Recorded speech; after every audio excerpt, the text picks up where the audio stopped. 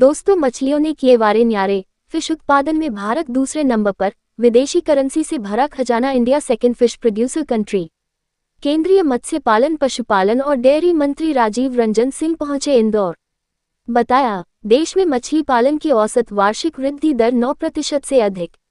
भारत को भले शाकाहारी लोगों का देश कहा जाता हो, लेकिन बीते कुछ वर्षों से देश में चल रही मछली उत्पादन की नीली क्रांति ने भारत को दुनिया का दूसरा सबसे बड़ा मछली उत्पादक देश बना दिया है, जहां अब ब्रिटेन के बाद 195 लाख टन मछली का उत्पादन हो रहा है, जिसकी वृद्धि दर 9.8% से भी ज्यादा हो चुकी है।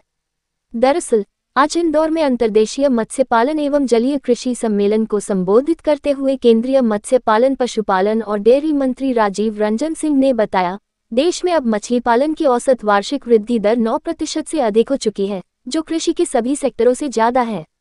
इतना ही नहीं, देश के 3 करोड़ लोगों की आजीविका का साधन मछली पालन है, जिसके फलस्वरूप 2013-14 के मुकाबले अब 2024-25 में भारत में मछली उत्पादन 125 लाख टन तक पहुंच गया है, जो देश में ब्लू रिवॉल्यूशन का परिणाम है।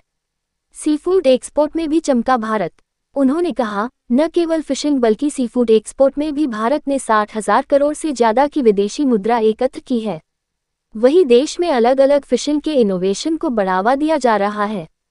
इस अवसर पर आयोजन में पशुपालन राज्य मंत्री प्रोफेसर एसपी सिंह बघेल और डेयरी मंत्रालय के राज्य मंत्री जॉर्ज कुरियन भी उपस्थित थे।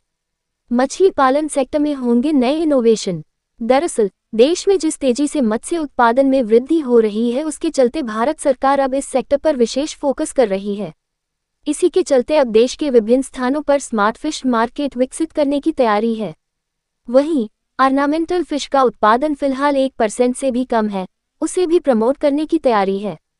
इधर मछली उत्पादन के सतत विस्तार के चलते अब बीमारी रहित अच्छे बीज को भी आईसीआर के माध्यम से संभावित राज्यों में वितरित करने की तैयारी है।